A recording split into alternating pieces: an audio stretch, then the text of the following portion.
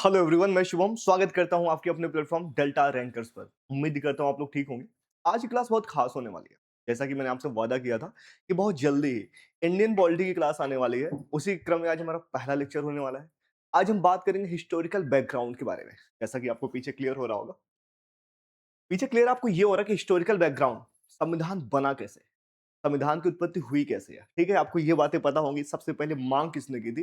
पर सवाल ये आता है कि संविधान की नींव भारत में पड़ी ही क्यों, हमने क्या देखा, किस तरीके से अंग्रेज यहाँ पे रूल किए, हम सारी बातें करेंगे। लेकिन स्टार्ट करेंगे बिल्कुल जीरो से। ऐसा मान के चलो कि सबसे पहले हम ये मानेंगे स्टेट की उत्पत्ति क्यों हुई, या पॉलिटी किसे कहते हैं, या संविधान किसे कहते हैं, दोनों में अंतर क्या है। तो हमारे साथ कुछ बच्चे भी हैं, उनसे बात करते हुए क्लास को आगे कंटिन्यू बनाएंगे, जिससे और मजा आए आपको।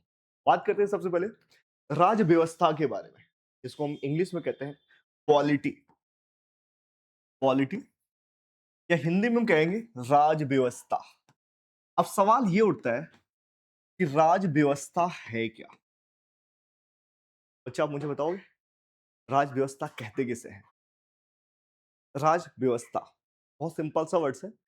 हम जब भी क्लास 6, 7, 8, 9, 10 में जाते हैं तो हम जरूर हम कहते हैं आज हम पॉलिटी पढ़ के आए हैं, पॉलिटिकल साइंस पढ़ के आए हैं। तो फिर पॉलिटी आखिर है क्या, या फिर राज व्यवस्था क्या होती है, बताइए।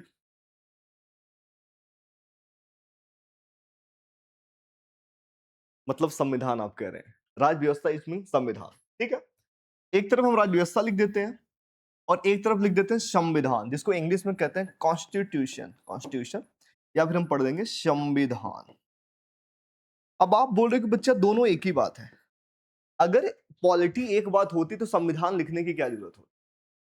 संविधान अलग चीज है, ये तो आपको क्लियर हो गया होगा। और यहां पे लिखा हुआ है राज व्यवस्था, ये दोनों अलग चीज है। मेरा फिर से वही सवाल है, फिर दोनों में अंतर क्या है। अगर आप कहते हो कि संविधान ही राज व्यवस्था है, तो फिर संविधान बनाने की क्या जरूरत पड़ी। या फिर हम राज व्यवस्था को पॉलिटी का नाम दे देते। समझ रहे हो मैं क्या बताना चाह रहा हूं आपको।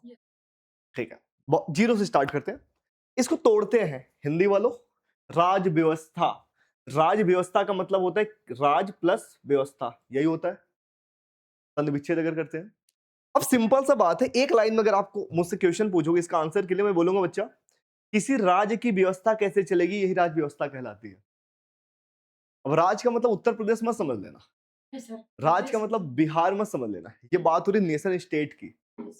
इस राज्य को समझने के लिए आप ऐसे समझो कि राज्य का मतलब होता है जिसके चार फैक्टर अगर हैं, कोई राज्य कब कहलाएगा, ऐसे समझो। एक 1933 में कन्वेंशन हुआ था, मॉन्टेवीटो, एक कन्वेंशन है जिसके थ्रू ये पता चला कि राज्य हम कहेंगे किसे। कोई भी ऐसा स्टेट, कोई भी ऐसा नेशन स्टेट जिसके चार फैक्टर हो, ध्यान रखना चार फैक्टर। सबसे पहले हमें एक एरिया चाहिए, जिसको हम टेरिटरी कहते हैं, वर्तमान में एरिया या टेरिटरी बोल सकते हैं। पॉपुलेशन चाहिए, मतलब जनसंख्या चाहिए, दो फैक्टर हो गया। तीसरा, राज्य को डिफाइन करने के लिए एक हमें गवर्नमेंट भी चाहिए, सरकार भी हो। और चौथा फैक्टर सबसे इंपॉर्टेंट है, सॉवरेनिटी, सॉवरेनिटी। ऐसा समझो कोई स्टेट स्टेट तभी कहलाएगा जब उसके पास ये चारों चीजें हो। खुद की जनसंख्या हो, बहुत बड़ा क्षेत्र हो, खुद की सरकार हो, और साथ में वो सॉवरेन हो। सॉवरेन का मतलब होता है संप्रभु। इन हिंदी वालों ऐसे समझो, एरिया का मतलब होगा क्षेत्रफल, पॉपुलेशन का मतलब होगा जनसंख्या, गवर्नमेंट का मतलब सरकार, सॉवरेंटी का मतलब होता है संप्रभुता। ध्यान से समझना, संप्रभुता। अब अगर यहां पे संप्रभुता वर्ड लिखा हुआ है, संप्रभुता बहुत बड़ी मीनिंग है, ऐसे ही हम समझना, हल्के में मत लेना। अगर ये तीनों आपके पास है, अगर आप सॉवरेन नहीं हो तो भी आप उसको स्टेट नहीं माना जाएगा। अब आपके मन में आ रहा होगा सॉवरेन होता क्या है, क्या मुझे बता सकते हो सॉवरेन का मतलब क्या है।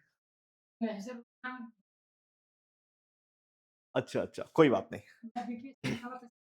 अच्छा, ओके ओके, कोई बात नहीं बच्चा, कोई बात नहीं। देखो सिंपल सी बात है, सॉवरेन, मैंने एक वर्ड लिखा सॉवरेन, और सॉवरेन का मीनिंग ऐसा कि कोई भी ऐसी बॉडी, कोई भी ऐसा देश, कोई भी ऐसा निकाय जो अपने इंटरनल मैटर हो चाहे एक्सटर्नल मैटर, मतलब एक तो इंटरनल मैटर होता है किसी का भी, और एक एक्सटर्नल मैटर होता है। आप ऐसे समझो, या तो आपके कोई आंतरिक मामला होगा, या तो बाह्य मामला होगा। इंडिया देश के बारे में अगर हम बात कर लेते हैं, जैसे इंडिया है, उत्तर प्रदेश का नाम चेंज करना है, कश्मीर का नाम चेंज करना है, ये मुझे कोई दूसरा देश नहीं बताएगा। इसका मतलब हम फ्री हैं अंदर का डिसीजन कुछ भी लेने के लिए। क्लियर है? उसी तरीके से अगर मुझे किसी दूसरे देश में आक्रमण करना है, ये मुझे कोई तीसरा देश आके नहीं बताएगा कि तुम पाकिस्तान पे आक्रमण करो या ना करो। इट मींस इंडिया तो फ्री है। इंडिया आपको इंटरनल डिसीजन लेने के लिए फ्री है, एक्सटर्नल भी डिसीजन लेने के लिए फ्री है। तो ऐसे कोई बॉडी जो अपना इंटरनल डिसीजन और एक्सटर्नल डिसीजन लेने में फ्री हो, वही है सॉवरेन। समझ आ गया? स्टेट किसे कहते हैं? कोई भी जिसके 4 फैक्टर हो, एरिया हो, पॉपुलेशन हो, गवर्नमेंट हो, सॉवरेनिटी हो, ये चारों फैक्टर हैं, वही स्टेट कहलाएगा। तो अब ऐसे समझो, पॉलिटी का मीनिंग क्या है? किसी राज्य की व्यवस्था कैसे चलेगी, वही क्या कहलाएगा? राज्य व्यवस्था। हो गया क्लियर? या भी कोई डाउट है आपको? एक बार और समझाऊं आपको? चलो ऐसे समझो, पॉलिटी, पॉलिटी को मैंने हिंदी में बताया राज्य व्यवस्था। क्लियर है? किसी राज्य की व्यवस्था कैसे चलेगी, यही है पॉलिटी, राज्य व्यवस्था। वो परिभाषा हो गया। अब आपके मन में आ रहा सर राज्य क्या है? तो मैंने बोला राज्य के 4 फैक्टर हैं।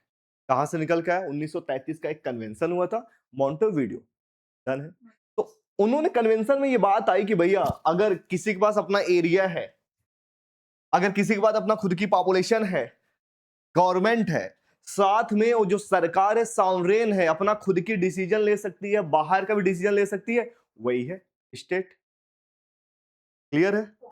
बट ये तो मैंने आपको बताया था अभी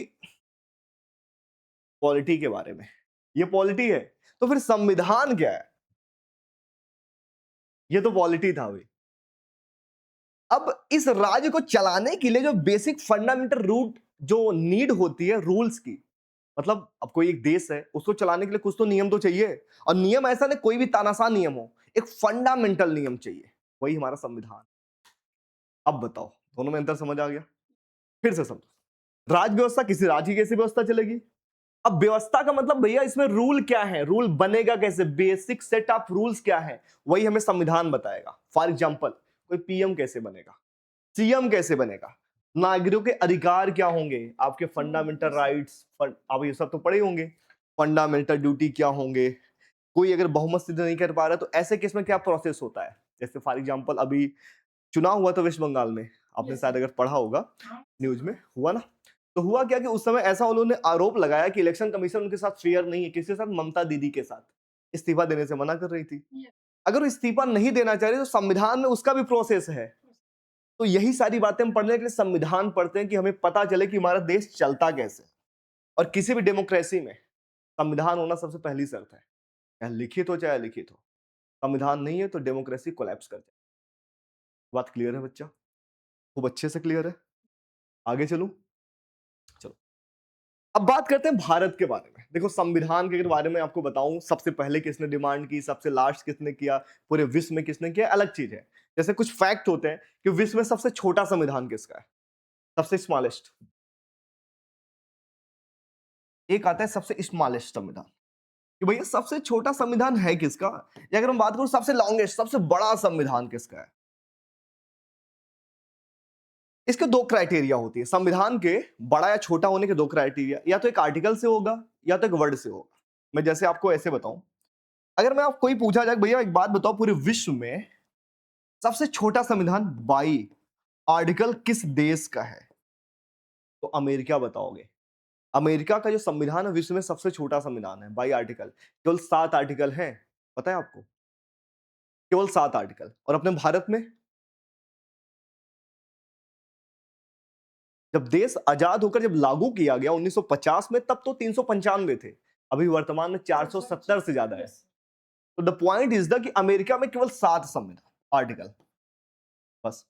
और पूरे विश्व में सबसे पहले अगर किसी का संविधान बना वो भी अमेरिका क्या बना है, ये भी याद रखना। इसके बाद फ्रांस का लागू हुआ, तो सबसे पुराना संविधान जहां लागू किया गया अमेरिका, उसके बाद फ्रांस, और केवल 7 आर्टिकल। और अगर मैं सबसे बड़े की बात करूं भारत में, चाहे वर्ड की बात करो चाहे आर्टिकल की, तो भारत ही सबसे बड़ा संविधान है भैया। इंडिया का संविधान पूरे विश्व में सबसे बड़ा संविधान है, पूरे विश्व में। क्लियर है?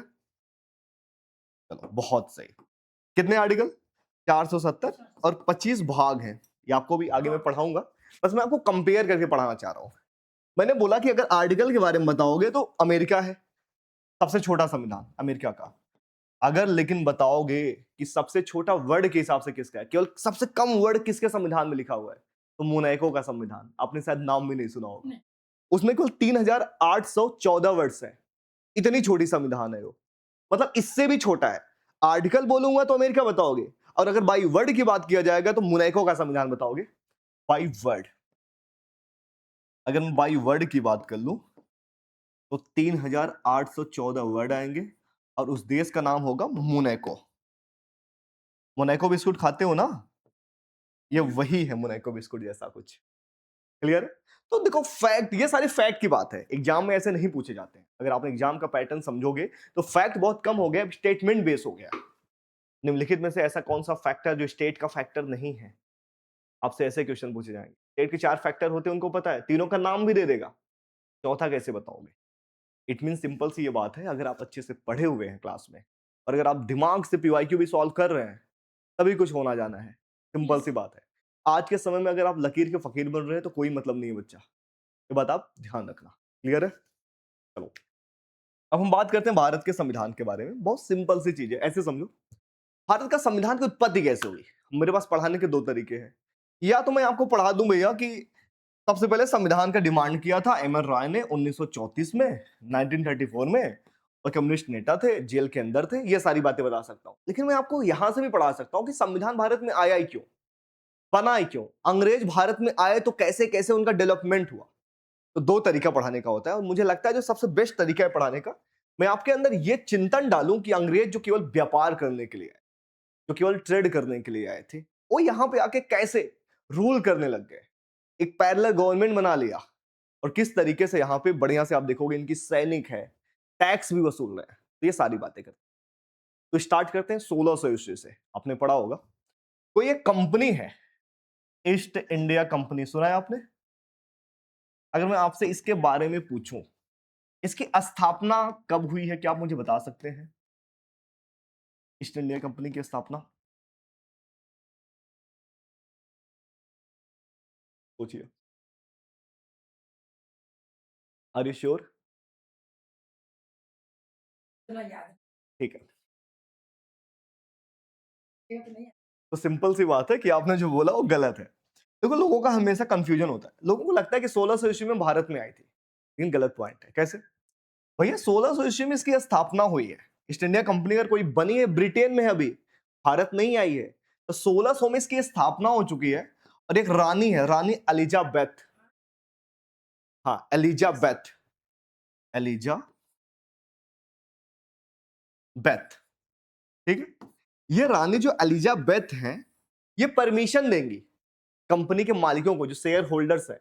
ईस्ट इंडिया कंपनी के जो मालिक होते थे, इनका नाम था सीओडी। सीओडी का मतलब होता है कंपनी के मालिक, कोर्ट ऑफ डायरेक्टर बोलते हैं इसको। तो ये जाते हैं अपने मम्मी के पास। मम्मी कौन? रानी। रानी से कहते हैं मम्मी मम्मी मुझे भी व्यापार करना है। मम्मी बोलते हैं ठीक है करो, मुझे क्या दिक्कत है, मुझे तो पैसे से मतलब है, हर महीने मुझे हर साल लीज पे लेके जाओ और बढ़िया से व्यापार करो, मुझे बस पैसे ही चाहिए। उन्होंने बोला ठीक है। तो पहली बार ऐसा होगा कि भैया 1600 ईस्वी में यहां से परमिशन मिलेगा कि तुम जाओ पूर्वी देशों के साथ व्यापार करो। और पता है भारत कब आएगा? ये भारत आएगा 1608 ईस्वी में, 1600 में नहीं आएगा। तो ये बात हमेशा याद रखना,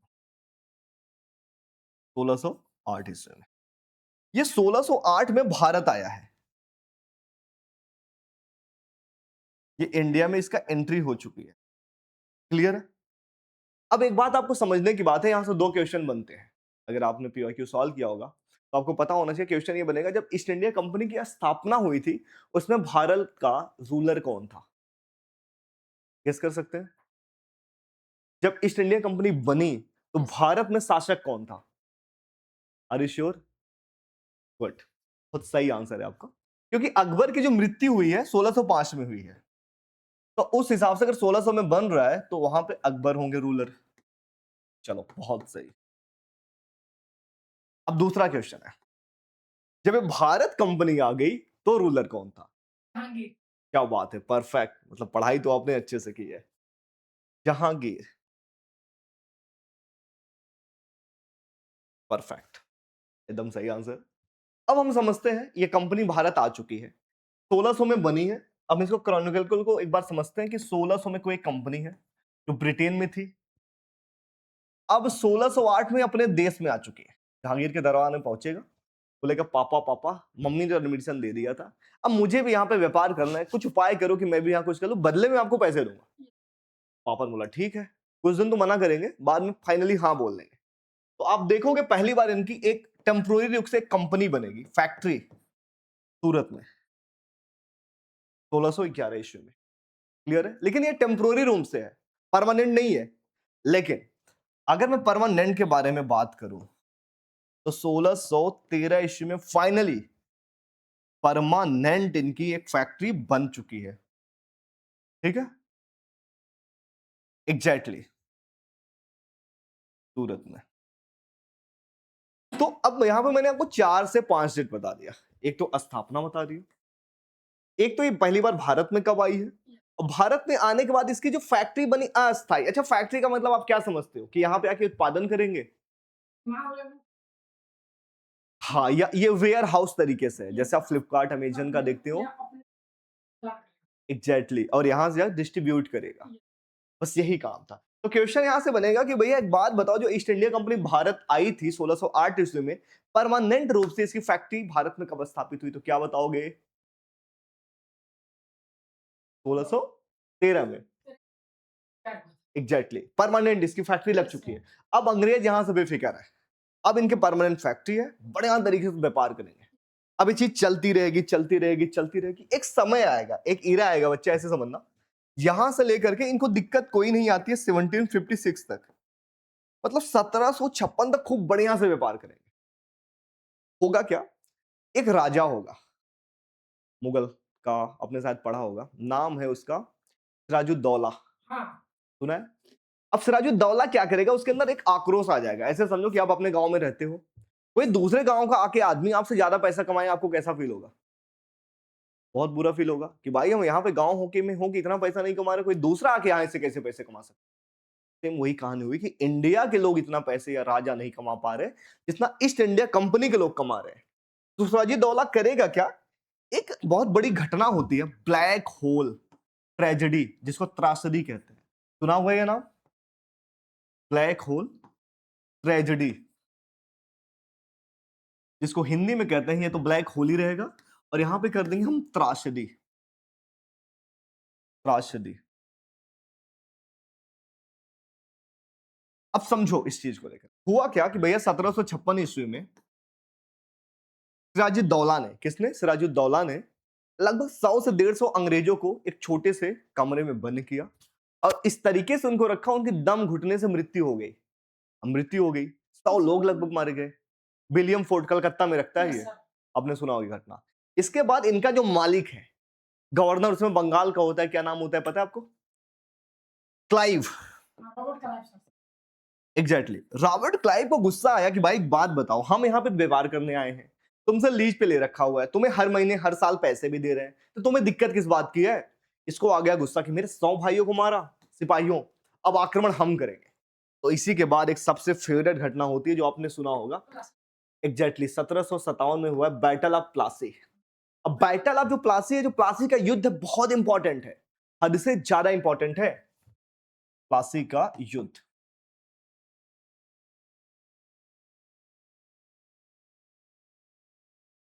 प्लासी का युद्ध किसके किसके बीच होगा?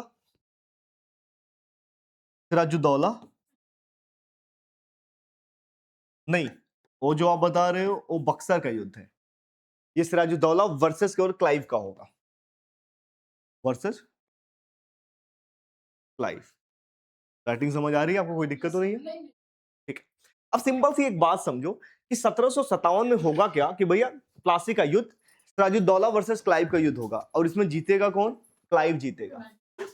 अब इस घटना को समझो ये कितना महत्वपूर्ण है, ये पहला ऐसा युद्ध है जहां से अंग्रेजों का मन बढ़ेगा, उनको लगेगा कि इंडिया में सबसे पावरफुल हम ही हैं। कैसे? अब अपने गांव में थे, कोई बाहरी आदमी आके आपके यहाँ क्या कर रहा था? पैसे कमा रहा था, आपने उसको पीट दिया, वो 10 लोग के साथ आया, आपके पूरे गांव वालों को मारा। अब आप बताओ कौन पावरफुल है? बाहर वाला हो गया पावरफुल। अगर बाहर वाला पावरफुल हो गया है तो इसका मतलब क्या करेगा? वहीं पे रुकेगा वो, अब तो आपको दबा के रखने की कोशिश करेगा। तो इसके बाद, ज्यादा नहीं, कुछ टाइम के बाद ही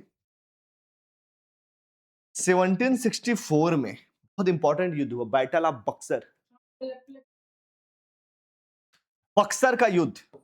और बक्सर का युद्ध बच्चे इतना इंपॉर्टेंट है ना कि आप ऐसा समझो, बक्सर के युद्ध में इसके थ्रू एक हुआ है 1765 में, 1765 में ट्रीटी ऑफ इलाहाबाद। आपने सुना होगा इलाहाबाद की संधि, इलाहाबाद की संधि, जिसको इंग्लिश में कहते हैं ट्रीटी ऑफ इलाहाबाद।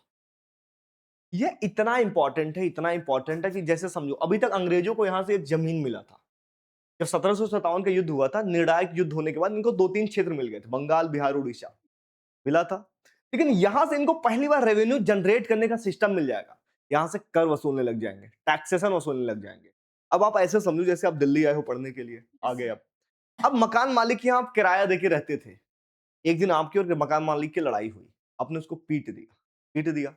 अब पूरा मकान आपका हो गया, मकान मालिक लेकिन अभी भी आपके साथ रह रहा है। लेकिन जब ये 1764 का युद्ध होगा ना बच्चा, इसके बाद एक संधि होगी, इलाहाबाद की संधि, जिससे अब मकान मालिक आपको उल्टा पैसा देगा। कैसा फील हो रहा है? अच्छा फील हो रहा है कि अब हमसे ज्यादा पावरफुल कौन है? अगर कोई एक इंसान, कोई बाहर से कोई आपके गांव में आ रहा था केवल पैसा कमाने के लिए, आपको रेंट दे के रहता था, एक समय आया रेंट देना तो बंद ही कर दिया, और उल्टा क्या हुआ कि भैया आपसे पैसे वसूलने लग गए। तो अंग्रेजों का जो मन बढ़ा है, यही दोनों युद्ध से बढ़ा है। सबसे पहला युद्ध हुआ प्लासी का युद्ध और दूसरा हुआ बक्सर का युद्ध। अगर ये दोनों युद्ध नहीं होते तो इनका मन नहीं बढ़ता। ये चीज क्लियर है? अब यहां तक कोई डाउट? मजा आ रहा है पढ़ने में? अब बहुत सिंपल सी बात है। अब यहां से इनको क्या मिला? टैक्सेशन सिस्टम मिल गया, इन हिंदी में रेवेन्यू जनरेट करने का सिस्टम मिल गया, कराधान की शक्ति मिल गई, राजस्व वसूलने का अधिकार मिल गया। मतलब बहुत सारे वर्ड्स आप यूज कर सकते हो। टैक्सेशन बोल सकते हैं, रेवेन्यू बोल सकते हो, कर वसूलने का अधिकार बोल सकते हो, राजस्व बोल सकते हो। तो ये कहानी है, एक बार समझो मैंने आपको क्या क्या पढ़ाया, जिससे आपके माइंड में रिकअप हो जाए। सबसे पहले मैंने आपको पढ़ाया कि पॉलिटी और संविधान में अंतर क्या है, क्लियर हो गया।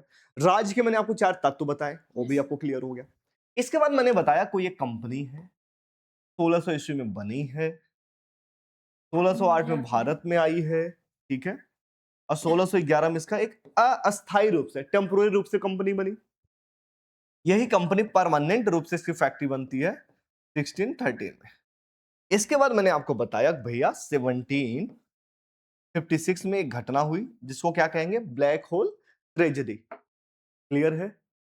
चलो, इसके बाद मैंने आपको पढ़ाया 1757 का बैटल ऑफ प्लासी, और इसके बाद मैंने आपको बताया 1764 का बैटल ऑफ बक्सर, और इसी के थ्रू मैंने आपको बताया एक ट्रीटी हुई है जिसका नाम है इलाहाबाद की संधि।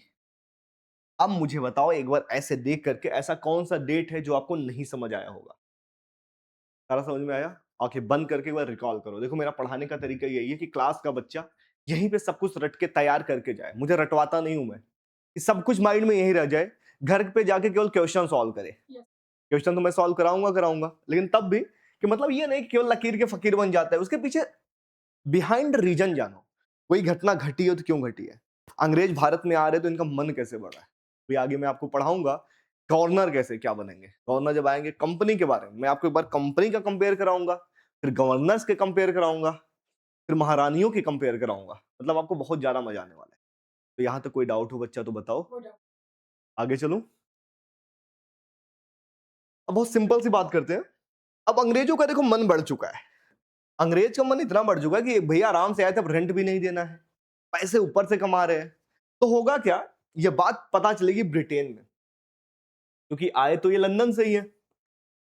अब लंदन में बात पहुंचेगी, एक वहां का पीएम होगा लॉर्ड नॉर्थ है। बताओ क्या बोलेगा? यार एक कंपनी है, ईस्ट इंडिया कंपनी, जिसको हमने सिर्फ मुनाफा कमाने के लिए भेजा था, और उसने इतना बढ़िया अपनी सरकार बना ली है, पैरेलल गवर्नमेंट बना लिया, खुद की मैट्री रख ली है, मिलिट्री है, सैन्य व्यवस्थाएं हैं, अब क्यों ना हम चलते हैं, अब हम रूल करते हैं। तो पहली बार उनके मन में आएगा लालच। कहां से? 1773 से। उन्होंने सोचा कंपनी तो डायरेक्ट हमें, हमारे हाथ में तो आएगी नहीं, और कंपनी अगर डायरेक्ट हमारे हाथ में नहीं आएगी तो उसके पहले हम कुछ चीज करते हैं, प्लान करते हैं, प्री प्लान। जैसे पापा लोग आपको लोग के साथ क्या करते हैं कि बेटा घर आ जाओ, घर पढ़ाई होगी, हम तुम्हारी शादी नहीं करेंगे। आप घर पहुंच जाते हो, बेटा क्यों टेंशन लेते हो, शादी कर लोगे, तुम स्टेबल हो जाओगे। तो ऐसे कर करके पहले तो आपको कन्विंस करते हैं। उसी तरीके से ईस्ट इंडिया कंपनी को भी कन्विंस किया जाएगा। शुरू में बोला जाएगा देखो तुम में बहुत सारी कमी है, अगर तुम सरकार के साथ मर्ज होते हो तुम्हें बहुत फायदा मिलने वाला है, तुम्हें कोई टेंशन नहीं होगा, हर चीज ऑर्गेनाइज तरीके से चलेगी, व्यवस्थित रूप से चलेगा, तो तुम परेशान नहीं होगे। ये सारी जो फौज है ना, जब तुम्हें सेना चाहिए कि हम तुम्हें मैक्सिमम सेना देंगे। बात समझ रहे हो? अब एक बात और भी समझो, ऐसे समझो कि अभी तक क्या था, 3 क्षेत्र बन चुके थे बहुत शक्तिशाली, आपको नाम याद होगा शायद। एक बंगाल है, एक मद्रास है, और एक आपका बॉम्बे है। परेशान नहीं होना है, मैं आपको इसका पीडीएफ भी दिखाता हूं जो मैं पढ़ा रहा हूं, तो परेशान तो बिल्कुल होना नहीं है, सब कुछ पीडीएफ भी है। ऐसे समझ आ रहा है ना? ठीक है। अब बच्चा ध्यान से समझो, 1764 तक 3 बहुत शक्तिशाली प्रांत बन चुके हैं। जैसे ऐसे समझो, अभी अगर मैं बात करूं कोई 3 ऐसा देश है जो बहुत शक्तिशाली बन गए हो, वैसे उस टाइम की बात समझो। बंगाल एक तरफ से, यहाँ पे एक गवर्नर है बहुत शक्तिशाली, यहाँ पे गवर्नर है ये भी शक्तिशाली, यहाँ का भी गवर्नर है बहुत शक्तिशाली, पर इनका आपस में ना कोऑर्डिनेशन नहीं है। जैसे आप आए हो दिल्ली, अब यहाँ दिल्ली आप रूल करने के लिए आए हो, लेकिन आप 3 भाई आए हो, एक भाई मुखर्जी नगर में रहता है, एक करोल बाग में रहता है, और एक पुरानी दिल्ली में रहता है। अब आप ऐसे समझो, अगर लड़ाई होती है, दोनों आपस में कुछ भी सलाह नहीं लेते हो, अलग अलग जाते हो, अलग तीनों पिट के आते हो। जब एकता नहीं होगी तो लड़ाई अगर कहीं भी होगी तो सारे पीटेंगे। तो पहली बार ब्रिटेन वालों ने सोचा पहले तो इनको आपस में मिलाते हैं, इनको बताते हैं कि बंगाल तुम्हारा बड़ा भाई है, बंगाल को सबसे ऊपर रखते हैं। तो 1773 का एक्ट इसीलिए आएगा, समझना। अब हम एक्ट पे आ रहे हैं। 1773 का रेगुलेटिंग एक्ट, नाम सुना है? ये तो सुना ही होगा बच्चा, ये बहुत इंपॉर्टेंट एक्ट है। ब्रिटिश पार्लियामेंट की तरफ से कोई पहला एक्ट आया ही है, आज तक ऐसा कोई एक्ट आया ही नहीं था कि जो कंपनी को रेगुलेट कर सके। और ये ऐसा एक्ट है जो बहुत हद से ज्यादा इंपॉर्टेंट है। सबसे पहले क्या किया गया, मैंने आपको 3 क्षेत्र बताए थे, ये देखो, बंगाल, मद्रास और बॉम्बे बताया था, ये तीनों अलग अलग रहते थे। पहली बार इसके गवर्नर को और इसके गवर्नर को इसके अधीन कर दिया गया, यहां से तुम बड़े भाई की बात मानोगे। बंगाल, अभी सबसे ऊपर कौन है? बंगाल है। अब बंगाल का जो गवर्नर था उसको नया नाम दिया गया, गवर्नर जनरल, आपने पढ़ा होगा। तो the point is the, history में पढ़े हो ना।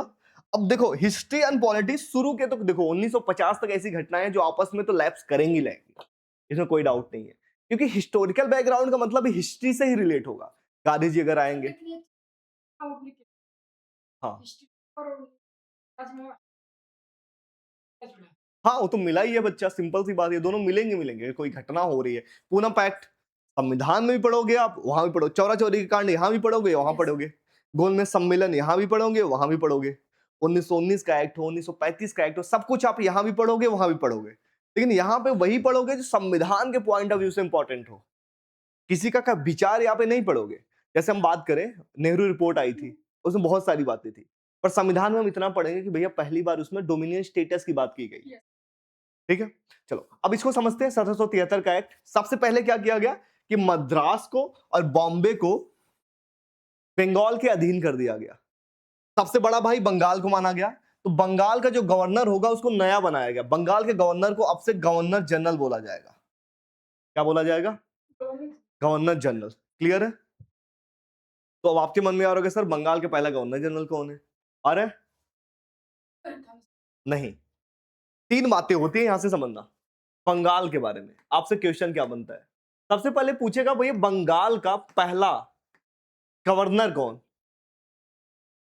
दूसरा पूछेगा भैया लास्ट गवर्नर कौन है, तीसरा सवाल पूछेगा बंगाल का फर्स्ट गवर्नर जनरल कौन। अब मुझे बता सकते हो तीनों सोच करके? एक तुम्हें बता दिया हूं बच्चा शुरू में ही। 3 क्वेश्चन बनते हैं, बंगाल का पहला गवर्नर कौन, गवर्नर जनरल कौन बंगाल का, और साथ में बंगाल का अंतिम गवर्नर कौन। बताइए, मैं तो बताऊंगा ही। कोई बात नहीं बच्चा, इट्स ओके, मैं बताता हूं। आज के बाद आप भूलोगे नहीं। बंगाल अगर पहली बार गवर्नर की बात करोगे तो भाई साहब हैं क्लाइव। अंतिम, और अंतिम, अंतिम कौन है? अंतिम भी क्लाइव नहीं है। सोचो अंतिम कौन है? नहीं याद है? चलो ये मैं आपको होमवर्क दूंगा कि अंतिम कौन है, आप Okay, कल sir. मुझे बताएंगे। लेकिन मैं आपको ये जरूर बता रहा हूं कि बंगाल का पहला गवर्नर जनरल कौन है, तो वॉरेन हेस्टिंग। हाँ, नाम सुना है? yeah, yes. पता है कि- क्या बात है। द पॉइंट इज द, जब 1773 का एक्ट आया, इसमें बहुत जरूरी जरूरी चीजें हुई। सबसे पहला यही हुआ, बंगाल का गवर्नर अब से क्या कहलाया जाएगा, गवर्नर जनरल, जिसका नाम क्या है, वॉरेन हेस्टिंग। क्लियर है? उन्होंने बोला अगर तुम एक गवर्नर जनरल बना रहे हो तो इनकी हेल्प करने के लिए काउंसिल भी बनाओ। तो गवर्नर जनरल की हेल्प करने के लिए काउंसिल भी बनाई गई, मतलब एक ये प्लस 4 काउंसिल, टोटल 5 मेंबर हो गए। क्लियर है? जो गवर्नर जनरल की हेल्प करते थे, कानून बनाने में हर चीज में सहायता देते थे।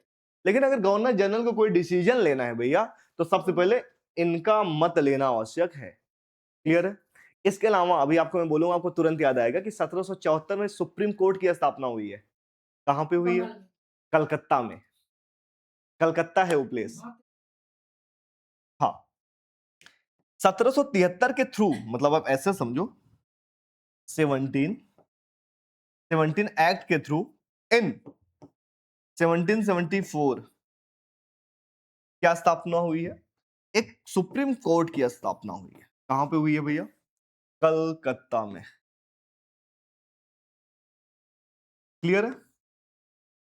आपसे क्वेश्चन यहां पे ये बनता है कि who was the first CGI of Calcutta?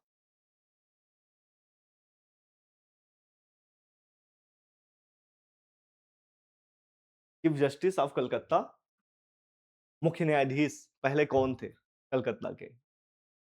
मेरे यहाँ से तो पहले तो वहीं क्या था। हाँ, तो नाम आपको याद है? या ऐसे कैसे काम चलेगा, थोड़ा बहुत तो याद होना चाहिए आपको। कोई बात रिवाज नहीं किया।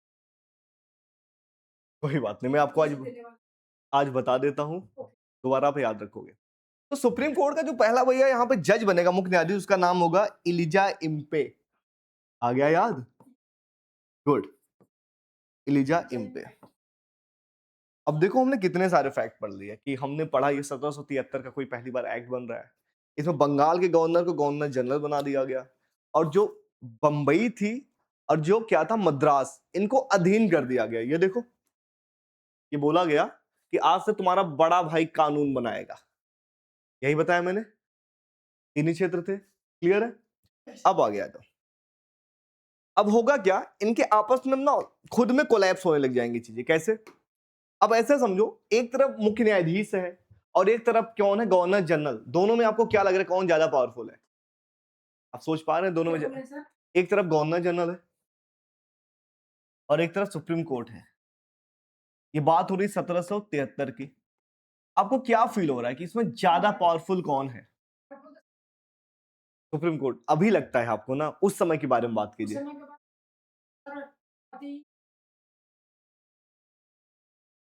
आपको इस तरीके से सुप्रीम कोर्ट, जब यहाँ पे पूरे कलकत्ता के लिए एक सुप्रीम कोर्ट की क्या स्थापना हुई, कोई मुख्य न्यायाधीश है, तो अपने आप को क्या आपको लगता है कि गवर्नर जनरल से कम मानेगा? ये क्या करता था, अगर कोई भी कुछ गलती यहाँ पे कंपनी वालों के साथ होती थी, गवर्नर जनरल कुछ गलत करता था, इसको भी बुला लेता था, अदालत में आ जाओ, तुम्हारे ऊपर कार्रवाई करनी है।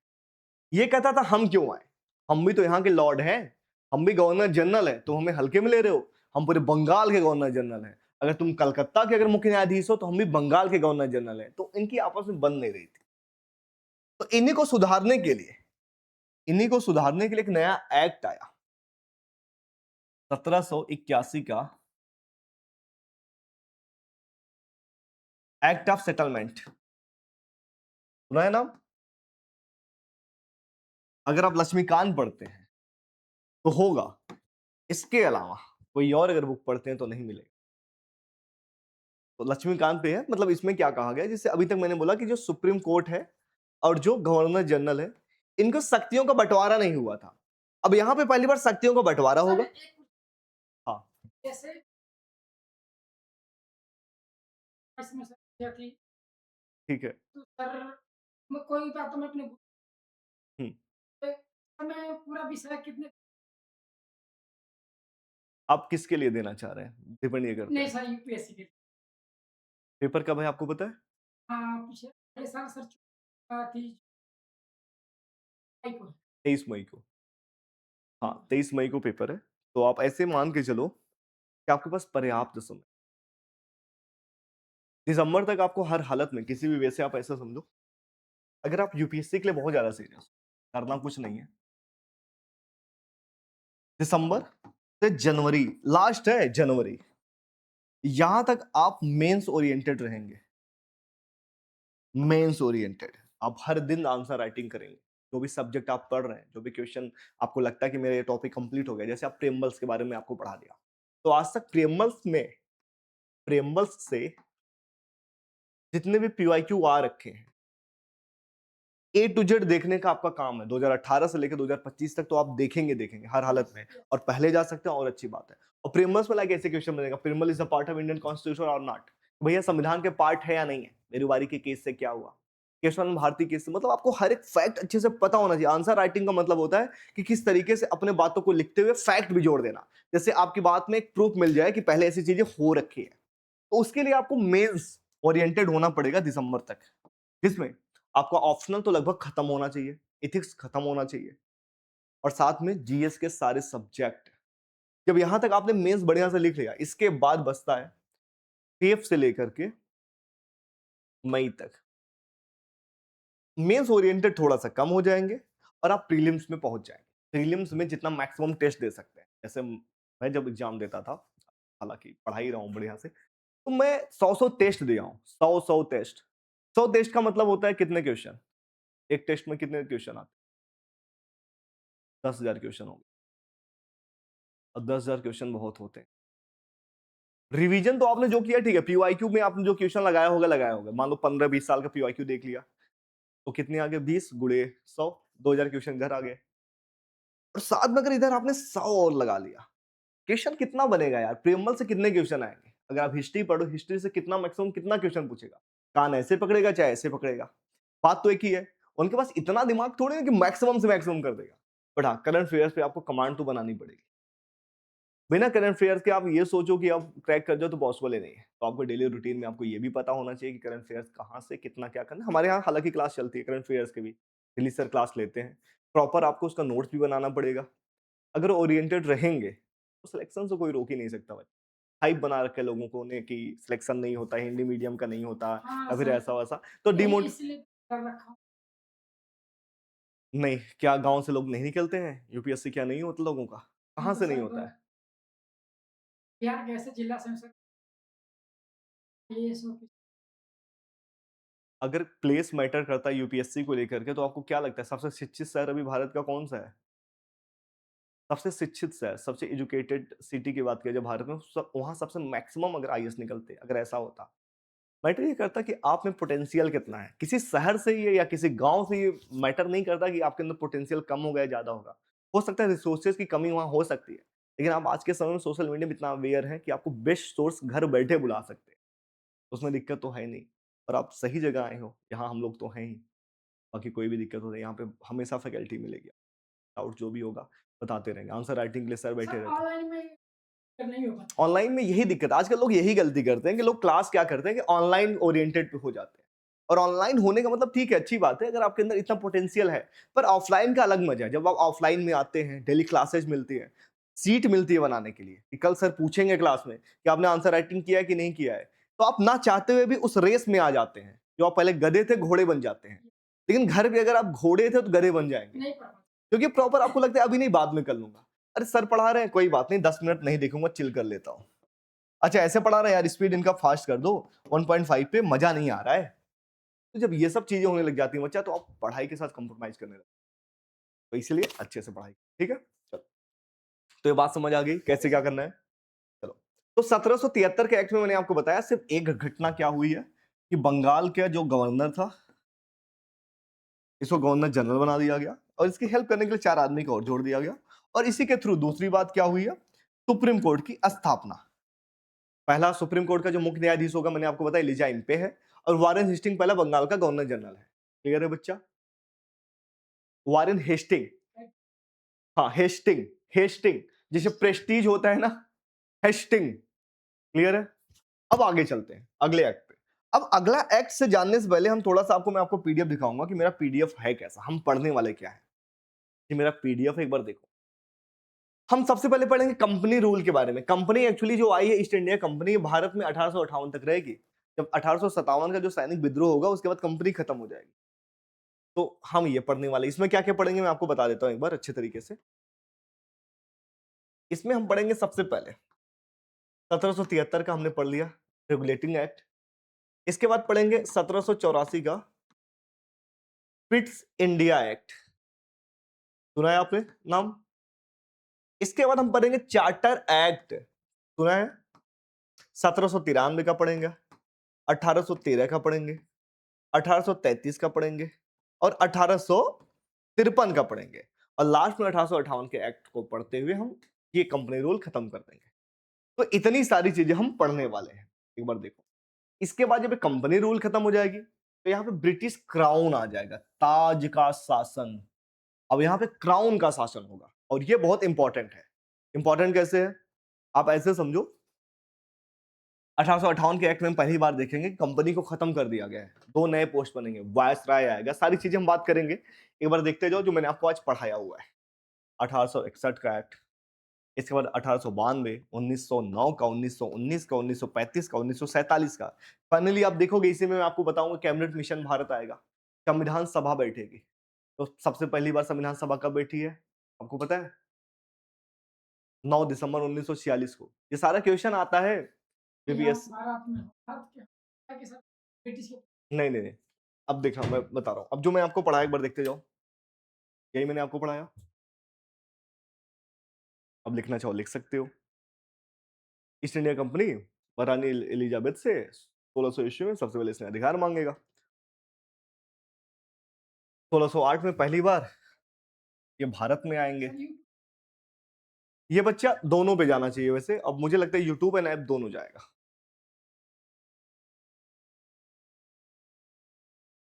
आप आराम से केवल सब हेडिंग लिखते जाओ, बाकी नोट्स का टेंशन नहीं लेना है आपको। नोट्स सारे आपको प्रॉपर मिलेंगे, बस आपको ये पता होना चाहिए कि आपकी क्लास में पढ़ाया क्या है सर ने। सारा नहीं लिखना है। अपना हाथ का ये बात तो सही है, अपना तो नोट्स अपना ही होता है बच्चा। क्या आपने लिख लिया? ठीक है।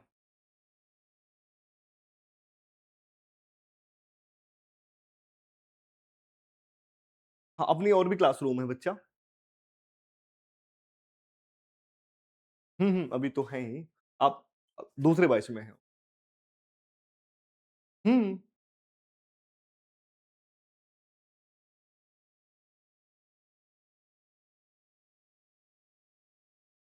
अच्छा अच्छा। अब सिर्फ ये सब हेडिंग डाल दो बच्चा, इसके अलावा आपको ज्यादा लिखने के लिए नहीं, आपको नोट्स मिल जाएंगे प्रॉपर। ठीक है बच्चा, अब आगे चलते हैं। मैंने आपको ब्लैक होल ट्राजेडी बताई थी, ये भी देख लो घटना, यही एग्जैक्ट। साइड हो जाता हूँ एक बार अब अच्छे तरीके से। सेम यही थी। अब अगला देखिए, ये देखो। अभी मैंने आपको प्लासी का बैटल ऑफ प्लासी बताया था, यही है। सिराजुद्दौला के बीच में हुआ था और रॉबर्ट क्लाइव के बीच में हुआ था। आगे चलो, बक्सर का युद्ध मैंने बताया था। जो आप बता रहे थे उसमें तीनों लोग ये थे, हेक्टर मुनरो, मीर कासिम, सिराजुद्दौला और शाह आलम दुते। इन तीनों के बीच में और इनके बीच में लड़ाई हुई थी। बात को इसी के थ्रू इलाहाबाद की संधि जो मैंने बताया, ये इलाहाबाद की संधि एग्जैक्टली। लेकिन पॉलिटिक्स जब मैं पढ़ाता हूं तो बताता हूं कि संविधान के लिए क्या जरूरी है। यस सर अब ऐसे आप हिस्ट्री में पढ़ते हैं, इसमें बहुत सारी चीजें पढ़ते हैं कि मीर कासिम ने क्यों गद्दारी की, क्या जरूरत थी इसको मारने की, क्यों उसके साथ में गया, ये चीजें आप हिस्ट्री में पढ़ोगे। लेकिन यहाँ पे वही चीज बता रहा हूँ जो आपके पॉलिटी के पॉइंट ऑफ व्यू से इंपॉर्टेंट है। ठीक है, बात तो सर हाँ अच्छा। अब ये देखिए, मैंने आपको बताया था 3 नए नए प्रांत शक्तिशाली, बंगाल था, बॉम्बे था और मद्रास था, यही था। ये तीनों अलग अलग थे, तीनों जाते थे पिट के आते थे। 73 का एक्ट आएगा, बोला गया जाएगा तुम्हारा बड़ा भाई ये है और तुम्हारे छोटे छोटे भाई ये हैं। अब ये तुम्हारे अधीन रहेंगे, तुम्हारी बात मानेंगे, यही चीज हुआ है। देखो आपको शायद मैप से भी है जो ये डायग्राम में समझ आ रहा होगा, तो दिक्कत नहीं हो रही होगी। ठीक है, अभी मैंने आपको पढ़ाया 1773 रेगुलेटिंग एक्ट, यही पढ़ाया।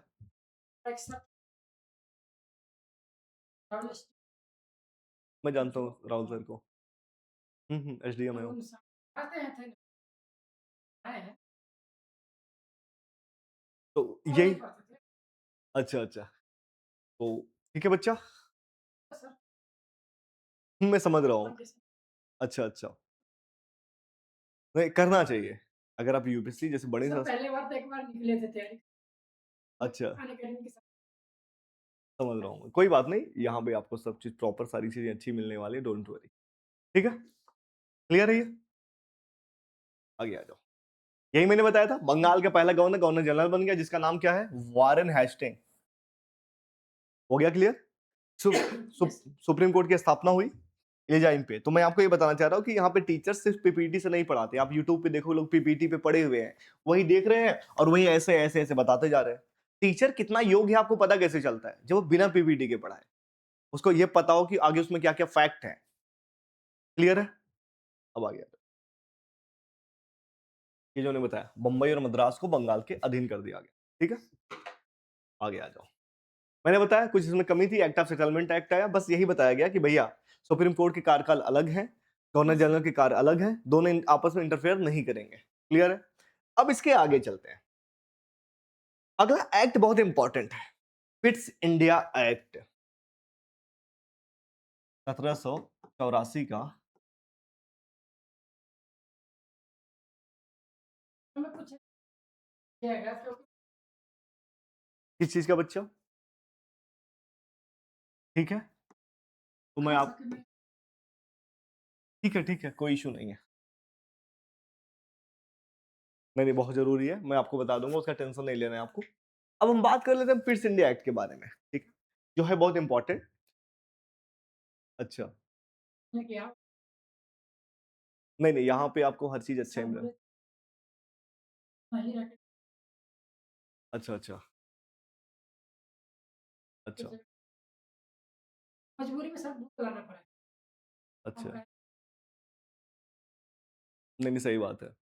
नहीं नहीं, सही है, आप टेंशन नहीं लो। मान लीजिए कि सर किस किया है क्या करती तो नहीं बहुत नहीं, सारे सत्ते हैं अच्छा, अच्छा, ठीक है, कि कोई इशू नहीं है इस चीज को लेकर के। ठीक है, तो बाकी कुछ भी मेरी नीड हो तो मैं आपके यहीं मिलूंगा, उससे दिक्कत तो है नहीं सब्जेक्ट को लेकर के। अब 1784 का है पिट्स इंडिया एक्ट, आपने नाम सुना होगा पहले से ही। कुछ बताएंगे इसमें क्या खास बात है? नहीं उतना याद नहीं ज्यादा हिस्ट्री तो हिस्ट्री की ही तरीके से ये है, बहुत यस इंपॉर्टेंट है। ऐसे समझो, ईस्ट इंडिया कंपनी थी। अभी तक इसके दो काम होता होगा। एक तो कंपनी का व्यापारिक कार्य, जिसको कमर्शियल ट्रेड बोलते हैं। एक तो व्यापारिक होगा, कॉमर्शियल। और दूसरा जो होगा, राजनैतिक कार्य।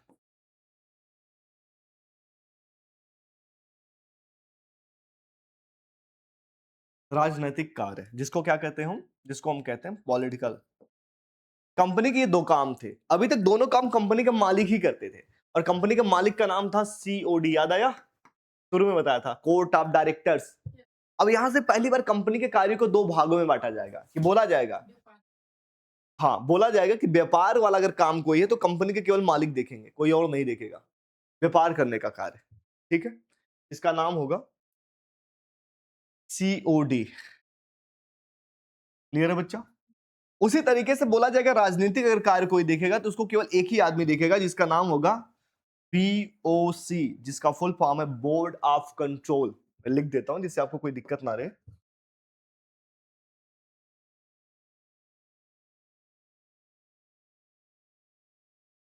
Board of control. अब ये सरकार के आदमी, ये बात याद रखना, बोर्ड ऑफ कंट्रोल ये कंपनी के मालिक नहीं है। कंपनी के मालिक सीओडी है। सरकार के जो आदमी है, जो प्रीवी काउंसिल के मेंबर है, जो सरकार को एक तरीके से हेल्प करते हैं, कैबिनेट मिनिस्टर्स बैठते हैं, राज्य सचिव को जो हेल्प करते हैं, ये सारे वो मेंबर्स हैं। तो अब सरकार चाह रही है, ब्रिटिश पार्लियामेंट है, कि अब धीरे धीरे कंपनी को अपने हाथ मिले, इसीलिए अपने आदमी को घुसा रही है। समझ आ रहा है ये? तो कंपनी में पहली बार द्वैध शासन आएगा, जिसका नाम होगा ईस्ट इंडिया कंपनी। और ईस्ट इंडिया कंपनी में क्या होगा द्वैध शासन में? एक आएगा सीओडी, दूसरे का नाम होगा बीओसी। एक का नाम है कोर्ट ऑफ डायरेक्टर और बोर्ड ऑफ कंट्रोल। ये चीज क्लियर है? कंपनी का व्यापारिक कार्य कौन देखेगा? सीओडी। राजनीतिक काम कौन देखेगा? बीओसी।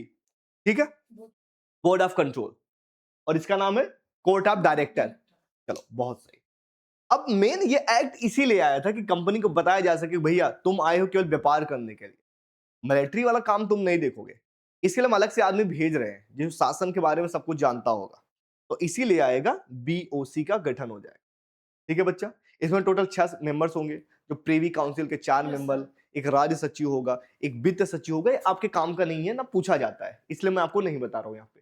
ठीक है, चलो अब चलते हैं इससे थोड़ा आगे। अब जो मैंने आपको पढ़ा है एक बार देख लो, फिर इसके आगे लेके चलो।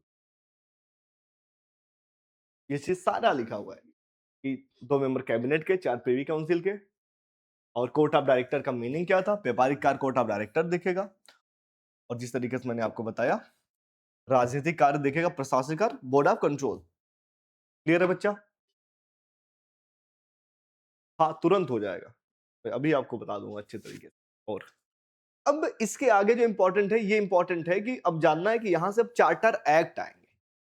चार्टर एक्ट टोटल 4 आए हैं, क्या आपको कोई भी याद है कब आया है क्या क्या? चार्टर एक्ट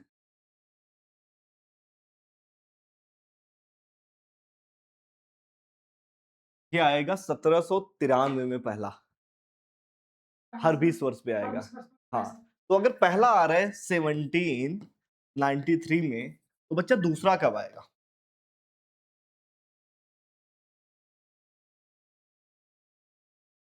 तीसरा बिल्कुल सही।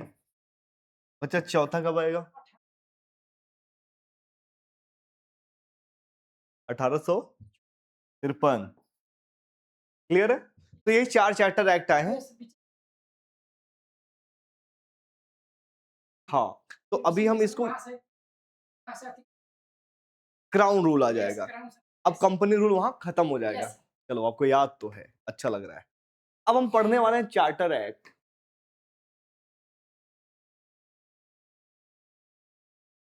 चार्टर एक्ट सबसे पहले हम स्टार्ट करते हैं 1793 का। 1793 में ऐसे समझना, सिर्फ एक घटना घटी है। कंपनी से बोला जाएगा तुम व्यापार करने के लिए आए थे, तुम्हारी मोनोपोली अभी भी है, तुम अभी भी 20 साल के लिए व्यापार कर सकते हो। मतलब जो कंपनी की मोनोपोली है, मोनोपोली मोनोपोली कंपनी की 20 साल के लिए बढ़ा दिया गया। क्लियर है? अब मोनोपोली का क्या मतलब होता है बच्चा? यही तो हम आपसे पूछे। हिंदी में बताओ इसका जैसे हम मतलब। लोगों को सर,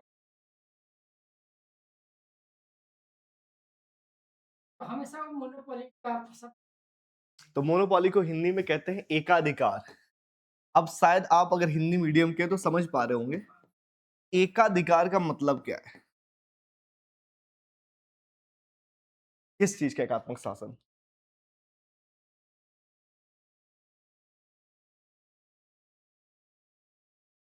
नहीं समझ। देखो सिंपल सी बात है, मोनोपोली का मतलब है कि कंपनी से कहा जा रहा है कि भैया तुम्हारी मोनोपोली अभी भी है। अगर तुम्हारी मोनोपोली है, इसमें अगर तुम ही व्यापार करोगे, अगर आए हो ईस्टर्न देश के साथ, कंट्री के साथ व्यापार करने के लिए, तो अभी तुम 20 साल के लिए और करोगे। और ये मैं आपको आश्वासन देता हूं कि मेरे अलावा कोई और दूसरी कंपनी यहां से नहीं भेजी जाएगी। जैसे लंदन से ये कानून आया चार्टर एक्ट द्वारा, ये कहा गया कि ईस्ट इंडिया कंपनी तुम भारत के साथ अभी 20 साल के लिए और व्यापार कर सकते हो। ठीक है, तुम भारत के साथ 20 साल के लिए और व्यापार कर सकते हो। तो इसी को कहते हैं मोनोपोली। इस कंपनी के अलावा कोई दूसरी कंपनी यहाँ पे रूल नहीं करेगी। कोई दूसरी कंपनी, जैसे अगर मैं यहाँ पे पॉलिटी पढ़ाता हूँ, सपोज करो मैंने बोल दिया सर यहाँ पे मेरी मोनोपोली है, अब उसे आप मुझे लिख के दो, जाना है आपको? अच्छा अच्छा, तो कंपनी से मैंने ये इनसे बोल दिया कि सर मेरे अलावा यहाँ पे कोई पॉलिटी नहीं पढ़ाएगा। ठीक है, तो इसके बाद क्या होगा? सर बोलेंगे ठीक है, तो इसका मतलब ये मेरी मोनोपोली है, मेरे अलावा कोई पॉलिटी नहीं पढ़ा सकता, ये मुझे अधिकार मिल गया है। तो यही कंपनी का मीनिंग था। कंपनी का मीनिंग यही था, अगर कंपनी को मोनोपोली मिली है, इट मींस ये है अब कोई और दूसरा ब्रिटेन से तो नहीं आएगा जो भारत के साथ व्यापार कर सके। क्लियर है बच्चा? Yes sir. बहुत सही। एक बार पानी पी लूं मैं। पर सर पैकेट पड़े हुए ना सर, अब थोड़ा मोड़ा दिक्कत होता है। नहीं नहीं, मैं आपके साथ हूं, आप टेंशन नहीं लो। ये चीज क्लियर है? Yes. अब मोनोपोली यहां पे बोला गया तुम्हारी 20 साल के लिए है, टेंशन मत लो। लेकिन समझने वाली बात है, 1813 का जो चार्टर एक्ट है ये गेम चेंजर है। चार्टर जो एक्ट है ये गेम चेंजर है। अब कैसे गेम चेंजर है? पहली बार कंपनी के मोनोपोली को कम कर दिया गया, थोड़ा सा कम। कैसे? बोला गया इससे भैया, जो तुम्हारा चार्टर एक्ट है ना, पहले वाले में तुम्हें कहा गया था कि तुम व्यापार करोगे, कोई और नहीं आएगा, पहले बताया गया था। लेकिन इसमें कहा गया कि भैया व्यापार तुम कर लो, लेकिन केवल दो चीज के साथ कोई और नहीं करेगा, बाकी कोई और देश कर सकता है। कैसे?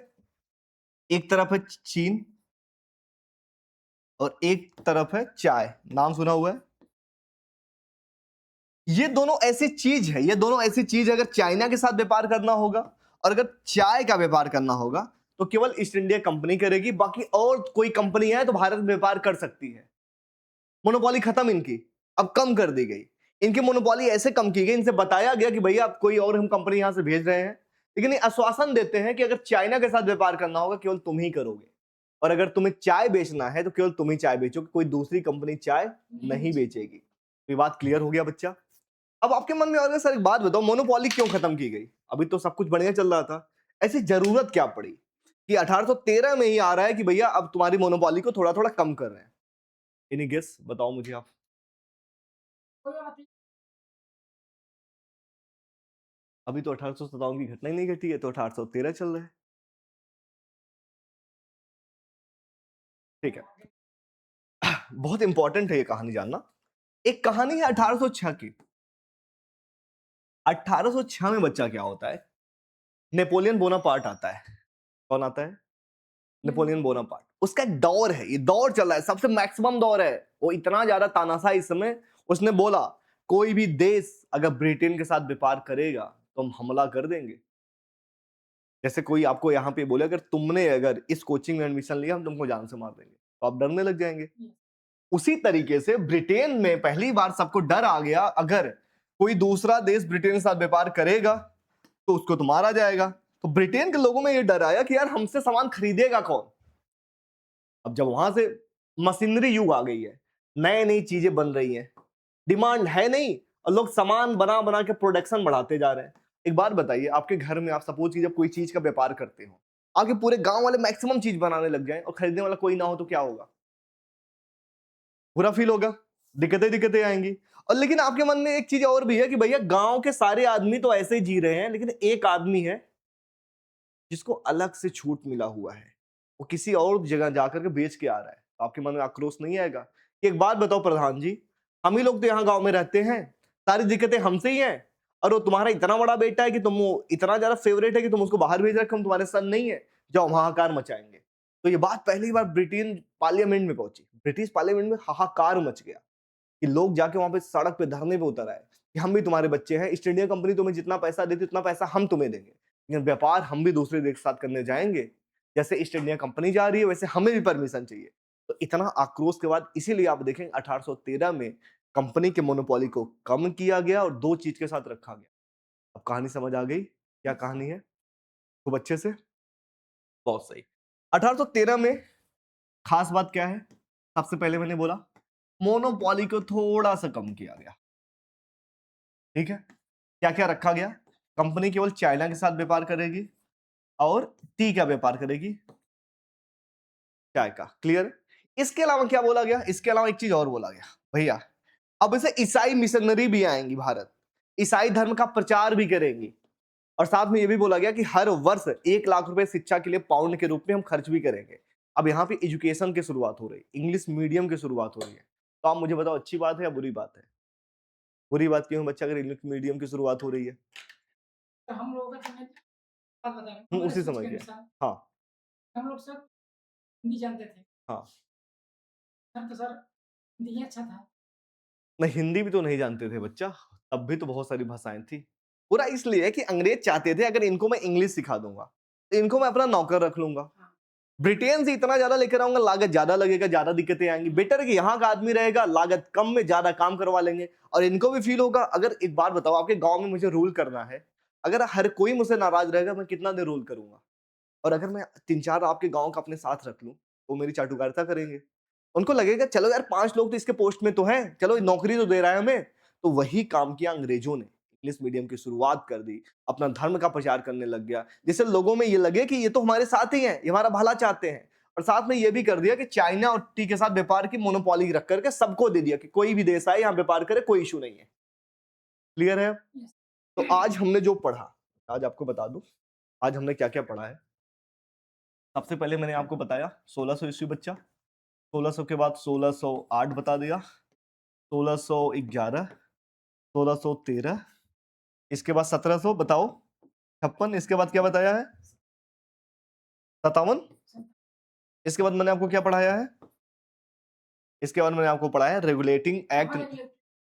अच्छा, तो ये भूल के 1764 का बक्सर का युद्ध।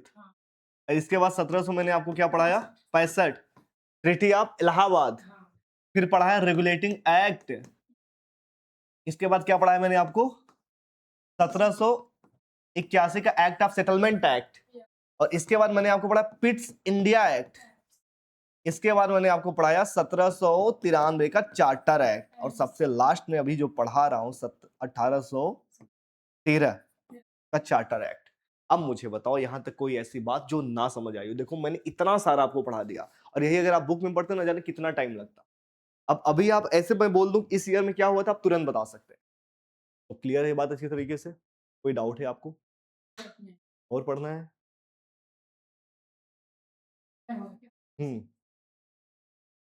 कल फिर से मिलते हैं, तब तक के लिए thank you and best of luck. ये सीरीज ऐसे ही चलती रहेगी। कोई भी डाउट हो आप कमेंट बॉक्स में मुझसे पूछ सकते हैं। ठीक है बच्चा, चलो थैंक यू।